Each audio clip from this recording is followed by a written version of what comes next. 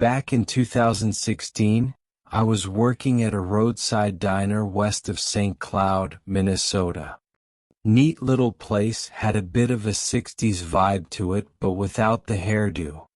On the slow hours of the day or whenever we just had locals around, I'd be humming along with the chefs playing radio out of the kitchen.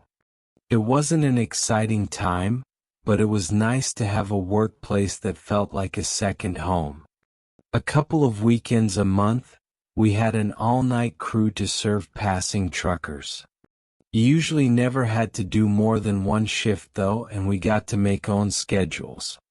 Our boss was pretty hands-off.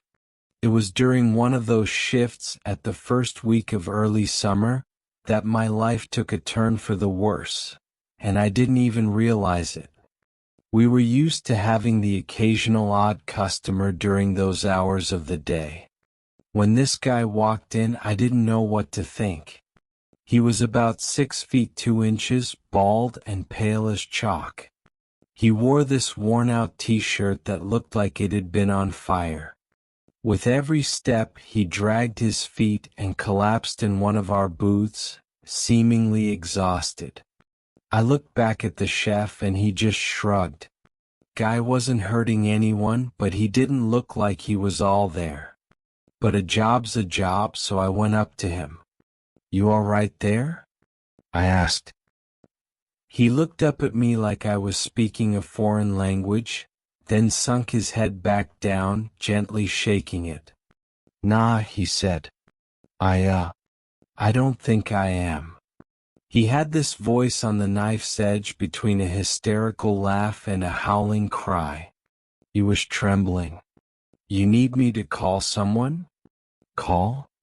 "Yeah, call someone." "How?" I didn't understand the question. I figured he was coming down from some kind of binge and I wasn't about to take any chances.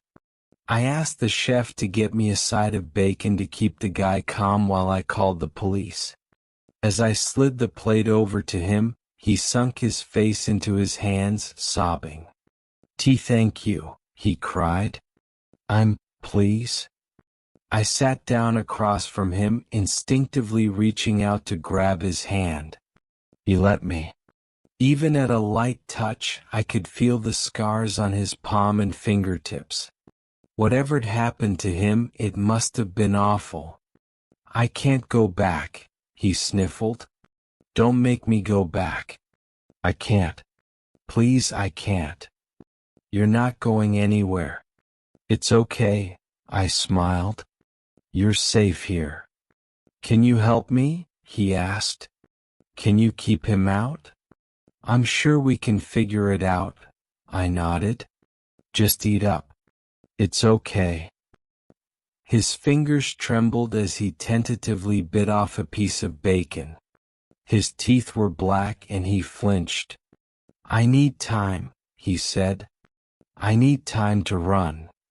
"Don't worry," I assured him. "We've called for help. I just need time." We just sat there for a while. He calmed his breathing but kept staring out the window.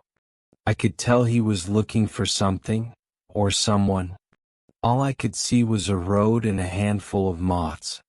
We sat there for some time in silence as he carefully nibbled on the slices of maple bacon.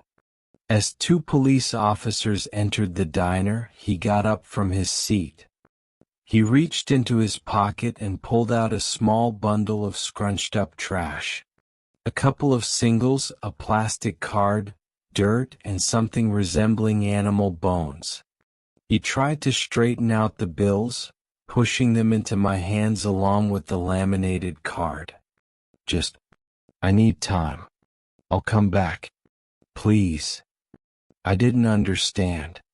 I just nodded and accepted it. Seconds later, the officers asked him to step outside and explain the situation. I got busy taking orders from a couple of passing truckers, watching glimpses of the scene through the window. A couple of minutes later, the strange man was taken away. My shift ended at sunrise. I dragged myself to my car with a yawn, shuffling around my pockets for the keys.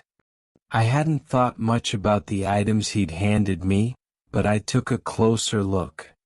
I'd thrown away the animal bones and dirt, but there were a couple of dollar bills and that laminated card left. I checked the card first. It looked like some kind of bookmark. On one side it was completely white, and on the other side there were dried blue flower petals arranged in a spiral. Kinda reminded me of a sunflower. And finally there were the dollar bills. I didn't pay much attention to these at first. Just a couple of singles.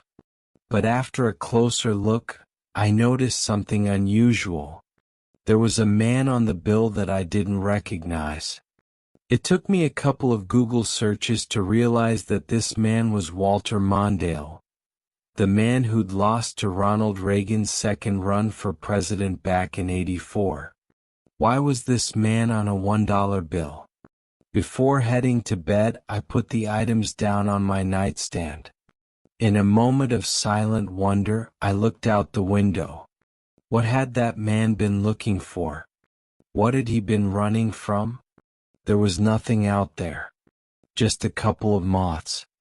Waking up the next morning, I had a full day off. I spent it cleaning my apartment, watching movies, having dinner with a couple of friends, and ending the night with a couple of drinks at the pub down on the corner. No binge or anything, just got a bit boozy. I was still gonna be in bed by midnight. I took the scenic route home, a long walk. All the way down Main Street past the lake. I took a shortcut through the park by the final stretch, speeding up a bit. That place was trouble. As I hurried by the fountain, I spotted someone in the distance. A shrouded figure at the edge of the street lights.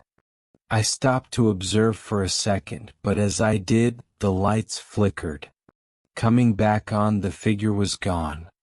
I chalked it up to imagination. I was a bit drunk after all. Besides, it was small like a child. What the hell would a kid be doing out at this hour?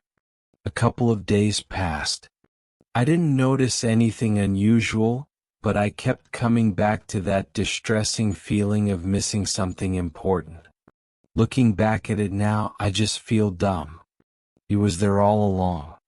Outside the supermarket. In the parking lot. Off the highway. Hell, he was outside my window at night sometimes, but just too short for me to spot. I'm getting ahead of myself. It wasn't until one morning when I was driving to work that I got a clear view of him. I was crossing a four-way street, taking a sharp left turn, when I had to throw myself on the brakes. There was a kid in the middle of the street. I hadn't seen him that clearly before. He was probably around 6, maybe 7 years old, wearing a plain black shirt and a pair of light blue canvas pants. Short black hair, dark eyes, and no shoes. That particular detail stuck with me. No shoes? What? I almost lost control, but I was lucky. There wasn't much traffic, and I managed to stop further down the road. There were black lines in the pavement from my screeching tires swerving back and forth. Regaining my composure, I looked in the rearview mirror. The kid was gone. But that was just the start. I'd spot him every now and then. Looking out the window at work. At the gas station. A passing face in the crowd when shopping for groceries. Every now and then, something would pull on my attention, forcing me to whip my head around, looking for the source of that ill feeling crawling up my spine. Sometimes I saw him. And even worse, sometimes I didn't. I remember lying awake at night, hearing moths tap against my window. There was nothing else. Nothing outside. I patrolled my apartment 6 times, checking every window. I'd looked everywhere, and there was no reason for me to feel the way I did. I was growing paranoid. And yet in the morning my front door was unlocked and slightly open. It all came to a head one afternoon when I was out on my smoke break. I'd barely slept for the past 3 nights, and you could kinda tell I was having a bad day. As I stood there, leaning against the side door of the diner, I see the kid again. This time just across the road, maybe 50 feet or so away. I'd had enough. This had to end. I was furious. I stormed forward, calling him out with every slur and curse I could think of. I was psyching myself up. I was in the right and I refused to be harassed anymore, kid or not. Didn't matter. I crossed the road, barely dodging a speeding Jeep, and met him face to face. "What the hell do you want?" I'd yell. "Why are you following me?" He was completely expressionless. He didn't even flinch, no matter how much I pointed or screamed. I snapped my fingers in front of his eyes and he didn't even blink. He just stared at me like a porcelain doll head on a swivel. I wasn't thinking about the bystanders though. A couple of middle-aged men stepped up, asking in no kind terms what the hell was wrong with me. I was held back and restrained. Someone called the police. Someone else called my manager. I'd forgotten to take off my apron so they could see the diner logo. A couple of people filmed it. One of the videos got like 120K views in a day before it fell off the map. I still see it as a React GIF sometimes. It was a disaster.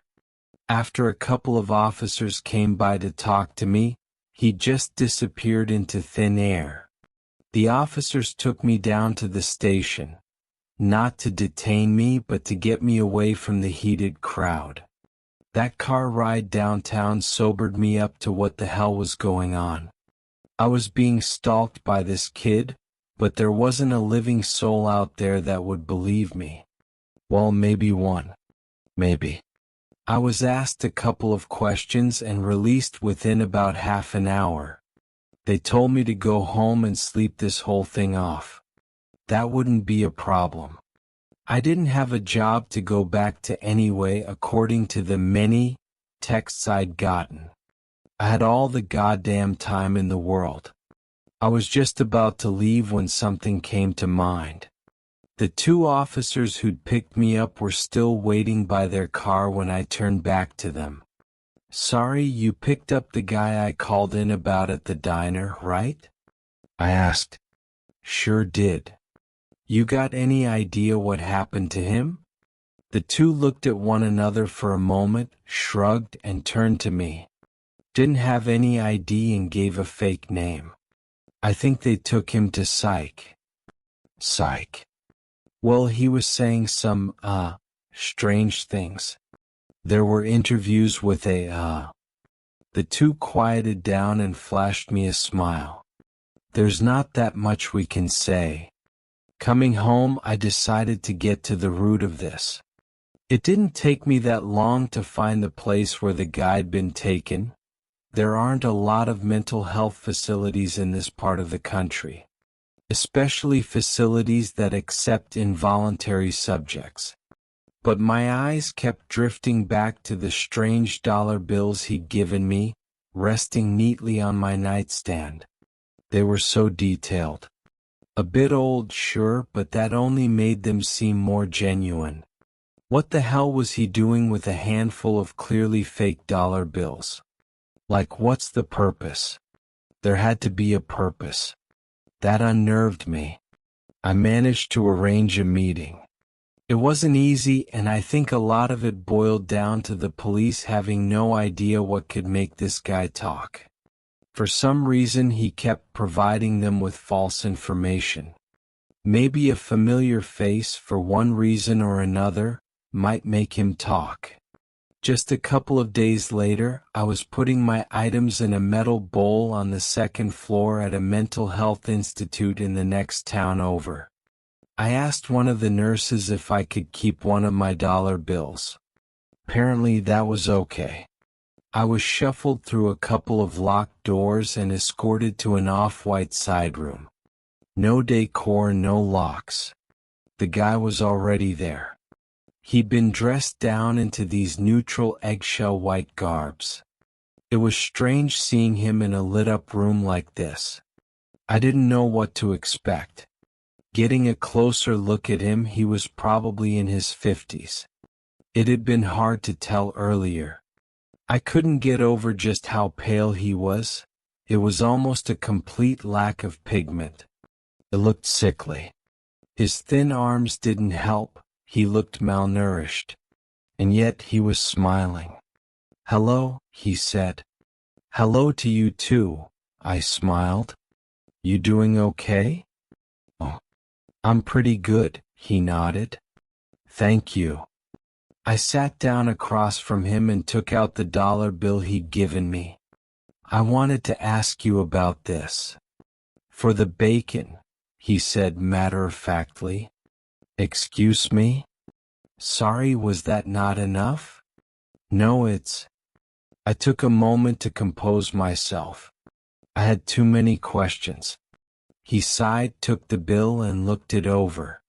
Looking back at me, I could tell there was something painful stirring in his mind. His smile slowly faded. "Sorry," he said. "I try to forget sometimes. It's easier than making sense of it." "Let's start with something simple," I nodded. "Like your name, where you're from." "Those things are pretty far from simple." He was looking straight through me, his eyes sinking back to deeper, more uncomfortable thoughts. His name was Samuel, and he was born around these parts and back in the 1970s.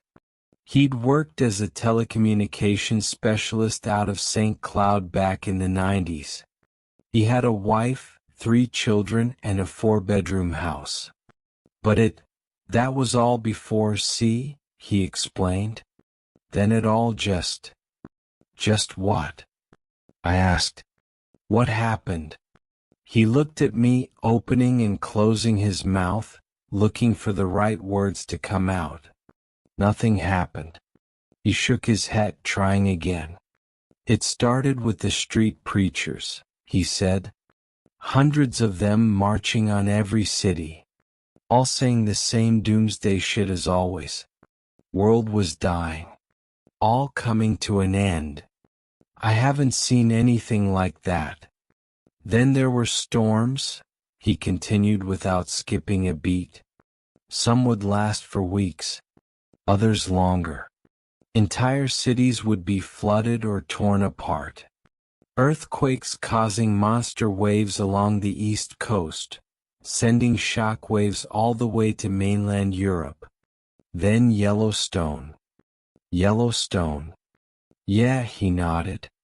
"Lights out." Samuel was painting this apocalyptic vision of a world undone. Catastrophe after catastrophe. Hooded people marching the streets, screaming for the mercy of a mad God. But there was more to it. Then things stopped making sense. "It's as if the rules changed," he continued. Roads would stop leading home. Trees would change color. People turned twisted and corrupted.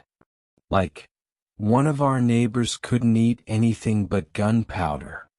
There was a woman just down the street who tried to kill anyone wearing glasses. It was pandemonium. I didn't say anything. What he was saying didn't make any sense, but he was trying his best to keep his rambling coherent. The plants died. Trees too. The only thing that could grow in that environment were these twisted blue things that popped up out of nowhere. But people are what got twisted the most. He told me of these towering 7-foot-tall humanoid creatures that roamed the forest. Black as night, not even reflecting light. Arms reaching all the way to their knees. Elongated, inhuman things that all used to be someone he knew. The doomsayers all said the same thing, he continued. that God was a scared little boy and that he was dying. Everything that was happening was just an expression of that ceaseless, bottomless, existential grief. Samuel looked back and forth, finally burying his face in his hands. It all broke down. Roads stopped leading anywhere. No power. No water. Julie changed. Ollie changed. Toby made himself a mask and wandered off into the woods. Ira just disappeared. And for years? Has it been years? It's just been me. But you're here now, I said. And what you're describing, it didn't happen. It happened, he insisted. Just not here. But here. He tapped his finger on the single-dollar bill. Somewhere, somehow, I must have taken a wrong turn. I slipped through something broken and now I'm here. And he's coming to bring me back. He doesn't want anyone to leave. Who? Just, he chuckled. Just a sad little boy who's been told he's going to die. I didn't know what to say. I just sat with him for a while, holding his hand. Before I left, Samuel got up from his chair. He looked at me, forcing himself to smile. If I go back, I'll try not to be like them. I'll try. And I'll be the one to say something. He let out a painful little laugh, shaking his head. Maybe just a hello. I left that day with more questions than answers. I couldn't picture the world he'd lived through. Then again, how could it be true? None of it had happened. But what was he gaining from lying about it? That was the last time I saw Samuel. A few days later, he went missing as if he'd disappeared into thin air. I didn't know what to think of it. There was nothing on the cameras, no one entering or leaving the building. No quick escapes, no clever plans. He just walked into his room and disappeared. Nothing left but a couple of moths fluttering about. And for a while that was it. That was the end of the story. I got busy looking for a new job, and all the little items given to me by Samuel was put away into a little box in my glove compartment. Life soldiered on, and no matter how many questions I had, there was no one around to answer them. Even the strange kid that had been following me was seemingly gone. A couple of months later, I was driving home from a friend's place. I stopped at a four-way street, waiting for a couple of trucks to pass, when there was a knock on the passenger side window. I almost choked on my own spit. Scared me half to death. Looking out, I could see that kid again. I hadn't seen him for some time, and I quickly bounced between curiosity and downright anger. "What do you want?" I yelled out. There was no response. Instead, the door just opened. It had been locked. As he opened the door, he pointed to the glove box. "You want his things?" I asked. "Is that it?" He nodded. I wanted to lash out, but there was something telling me I shouldn't. Instead, I reached over, opened the glove compartment, and pointed to the box.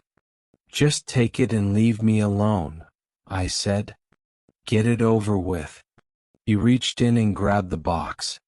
So much effort for a couple of mementos. I turned my head back to face the road. The kid backed out. But of course I had to get the last word in. "Not even a thank you, huh?" That made him pause. He looked at me, tilting his head. As he opened his mouth to speak, a moth fluttered out. Then another. And another. Then darkness. What happened next is hard to describe. My memory of it is fragmented. It's like trying to watch a buffering video where long stretches of it are just nothing, but you know something was supposed to happen in between. Blink. I was sitting in my car. There was a dark blue sky. No clouds, no stars. Figures in the distance. An open field with blue flowers bending to a howling wind. A powerful stench of ammonia stinging my nostrils. Something to my immediate left, ripping the car door straight off the hinges. Blink. Running. Ruins of a town. It seemed familiar, but there was barely anything left. My leg was bleeding. I was being followed. No matter where I turned or where I ran, I seemed to end up at the same intersection. Blink. A 3-story building brimming with life. Glimpses of arm-long antennae through the broken windows. Clickety-clack of bursting wings tapping against crumbling concrete. A loud warning shriek as something rubs its legs together. A call for prey. Blink. Hiding in a tipped-over trash container. The rain has stopped in midair. Raindrops held in indefinite suspension. I suck water drops out of the air to quench my thirst. My hands are shaking from the blood loss. Countless little images. Some in order, some not. I have no idea how much time passed. In the moment, it must have been much longer than I can remember. Days. Weeks even. There's no way to tell. Blink. Walking through a barren field. Feels like walking through a dead forest, but there are no trees. Only those willingly impaled and wailing. Blink. An abandoned booth by a broken highway. A sign offers phone calls in exchange for real teeth. There are 6 sizes of pliers hanging on a wall within. All are bloodied, even the small ones. Blink. The church that had burned down the night before had reappeared. The people inside too. They couldn't leave. Tonight they would burn again. Somewhere in this nightmarish puzzle-pieced fragment of nothing, there was a constant drive in me to get away. To get out. I knew that if I'd gotten there, I could get back home again. I just had no idea how. Maybe finding the kid. Asking. Begging. Something. The last fragment of memory from that space was being cornered in a cellar. They were banging on the door. I tipped over a wardrobe to keep them out, but they weren't going to stop. They were never going to stop. I couldn't let them kill me again. Not like that. One of the changed ones were coming. I don't know what that means or how I know the name, but I knew of it. There was a mirror and I could see the signs. It stepped out. 7 feet tall, black as night. Elongated arms and neck. Barely a body at all, just a void space vaguely shaped like the remnants of a person. Except this one felt familiar. It was the first one to speak.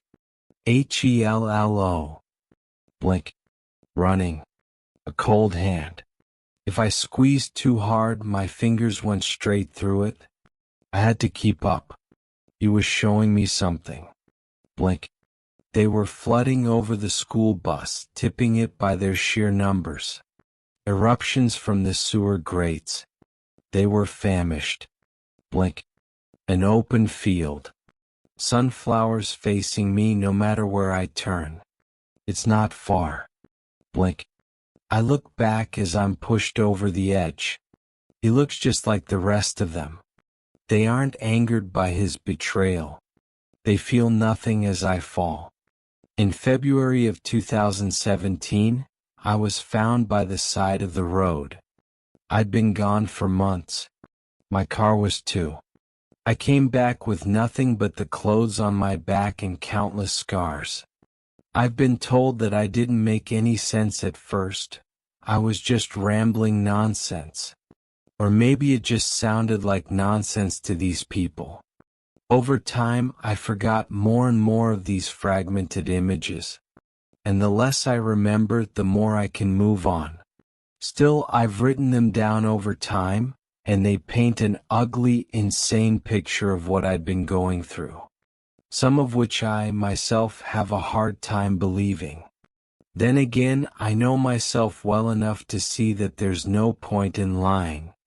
I haven't seen Samuel or that strange kid ever since. I think this is all over for now. There's nothing left for me to give. But even now, years later, I still wake up to that feeling at night.